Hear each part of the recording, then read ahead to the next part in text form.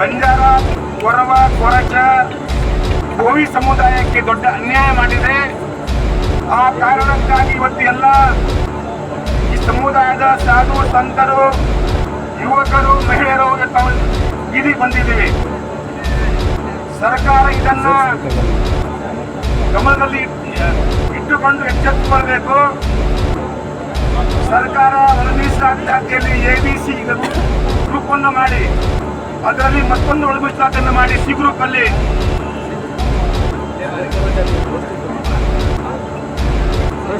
ಈ 4 ಸಮುದಾಯಕ್ಕೆ 80% ಮತ್ತು ಅಲೆಮಾರಿ ಜನಾಂಗಕ್ಕೆ 20% ಕೊಟ್ಬಿಟ್ಟು ಸರ್ಕಾರ ದೊಡ್ಡ ಅನ್ಯಾಯ ಮಾಡಿದೆ.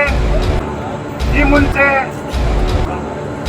ಒಂದು ವರದಿಯನ್ನ ಸರ್ಕಾರ ಪರಿಗಣಿಸದೆ ತನಗೆ ಮನಸ್ಸಿಗೆ ಬೇಕಾಬಿಟ್ಟಿಯಾಗಿ ಹಿಂದಿನ ಸಿದ್ದರಾಮಯ್ಯ ಅವರು ಮುಖ್ಯಮಂತ್ರಿ ಇದ್ದಾಗ ಆದೇಶವನ್ನು ಮಾಡಿದ್ದು ಸರ್ಕಾರಕ್ಕೆ ದೊಡ್ಡ ಅನ್ಯಾಯವಾಗಿದೆ. ಆ ಅನ್ಯಾಯವನ್ನ ಸರಿಪಡಿಸೋಕ್ಕೋಸ್ಕರ ಇವತ್ತು ನಾವು ಹೋರಾಟ ಮಾಡ್ತಾ ಇದ್ದೀವಿ. ಸರ್ಕಾರ ಹಿಂದಿನ 10% ಮೀಸಲಾತಿ ಇತ್ತು. ಅದರ ಪ್ರಕಾರವೇ ಇವತ್ತು ಸರ್ಕಾರಿ ಹುದ್ದೆಗಳನ್ನು ಅವರು ನೇಮಕಾತಿ ಮಾಡ್ಕೋಬೇಕು. ಮತ್ತು ಅನೇಕ ಹುದ್ದೆಗಳು ಈ ನೋಟಿಫಿಕೇಶನ್ ಮಾಡಿದ್ದಾರೆ ಸರ್ಕಾರ. ಆ ವ್ಯಕ್ತಿಗೆ ಕೊಡ್ತಾ ಇದ್ದೀವಿ. ಈಗಾಗಲೇ ಹೈಕೋರ್ಟ್ ಅಲ್ಲಿ ನಮ್ಮ ಕೇಸ್ ನಡೀತಾ ಇದೆ. ಅದಕ್ಕೆ ಸ್ಟೇ ಸಿಕ್ಕಿದೆ. ಈ ಸ್ಟೇಯನ್ನ ಮುಂದುವರಿತಾ ಇದೆ. ನ್ಯಾಯಾಂಗದ ಆದೇಶ ಬರುವವರೆಗೆ ಸರ್ಕಾರ 15% ಮೀಸಲಾತಿಯಲ್ಲಿ ನೇಮಕಾತಿಯನ್ನು ಮಾಡಿಸಬೇಕು. ಈ ಸಮುದಾಯ ಬಹಳ ಶಾಂತಿಯುತವಾಗಿದ್ದು ಸಮುದಾಯವನ್ನು ನೀವು ಕೆಣಕಿದರೆ ಮುಂದಿನ ಬಹಳ ದೊಡ್ಡ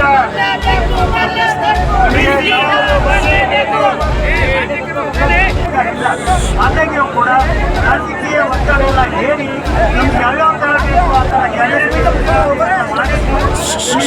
ABC ಮಾಡಿ. ಆದರೆ ಸುಪ್ರೀಂ ಕೋರ್ಟ್ ಗೈಡ್ಲೈನ್ ಒಳಗೆ ABC ಮಾಡಿ ಅದು ಇಲ್ಲ. ಯಾವುದು ಜನಾಂಗ ಒಂದರ ಒಳಗಿದೆ ಅವರು ಮಾಡಿದ್ದೀರಿ. ಆದರೆ ಕರ್ನಾಟಕ ಸರ್ಕಾರ ಏನು ಮಾಡಿದ್ದಾರೆ ಅಂದರೆ ಸರ್ಕಾರ ಕೆಲವೊಬ್ಬರು ವ್ಯಕ್ತಿಗಳ ಒತ್ತಡದಿಂದ ನಮಗೆ ಯಾವ ಥರ ಬೇಕು ಆ ಥರ ಮಾಡಿ ರೋಸ್ಟರ್ ಸಿಸ್ಟಮ್ದಲ್ಲಿ ಅನೇಕ ತಪ್ಪುಗಳನ್ನು ಮಾಡಿದ್ದಾರೆ. ಏನು ಅಧಿಕಾರಿಗಳಲ್ಲಿ ಹೈ ಲೆವೆಲ್ ಕೊಟ್ಟಿದ್ದಾರಲ್ಲ ನಮಗೆ ಯಾವ್ಯಾವ ಥರ ಬೇಕು ಆ ಥರ ಮಾಡಿದ್ದಾರೆ. ಈಗ ಅಲೆಮಾರಿಗಳಿಗೆ 20%, ಈ ಗೋಲಿ ಕೊರತಾ ಕುಟುಂಬಗಳಿಗೆ 80%. ಈ ಥರ ಇರೋದ್ರಿಂದ 5 ಸೀಟ್ ಇದ್ದರೆ 1 ಸೀಟ್ ಅಲೆಮಾರಿಗೆ ಹೋಗ್ಬೇಕು. ಅದು ಏನು ಮಾಡಿದ್ದಾರೆ ಸ್ಟಾರ್ ಹಾಕಿ ಎಲ್ಲರೂ ಅಲೆಮಾರಿಗೆ ಹೋಗ್ಬೇಕು ಅನ್ನತಕ್ಕಂಥ ಮಾಡಿ ಸಾವಿರಾರು ಹುಡುಗರಿಗೆ, ಲಕ್ಷಾಂತರ ಹುಡುಗರಿಗೆ ಯಾವುದೇ ಅಡ್ಮಿಷನ್ ಆಗಲಿ, ಜಾಬ್ ಆಗಲಿ ಯಾವುದು ಆಗ್ತಾ ಇಲ್ಲ. 72,000 ಪೋಸ್ಟ್ ಸರ್ಕಾರದಿಂದ ಪದೇ ನೋಟಿಫಿಕೇಶನ್ ಇಶ್ಯೂ ಮಾಡ್ತಾ ಇದ್ದಾರೆ. ಅವ್ರ ಮನೋಬಂಧನಕ್ಕೆ ಮಾಡ್ತಾ ಇದ್ದಾರೆ. ಅದಕ್ಕೆ ನಾವು ನಮ್ದೆಲ್ಲ ಬಂಜಾರದ ಎಲ್ಲ ಬಂಧುಗಳು, ಎಲ್ಲ ಸಂಘ ಸಂಸ್ಥೆಗಳು ಸಂಯೋಜನೆಯಿಂದ ಕೂಡಿ ಯುವ ಬಂಜಾರ ಫೌಂಡೇಶನ್ ಮೂಲಕ ಹೈಕೋರ್ಟ್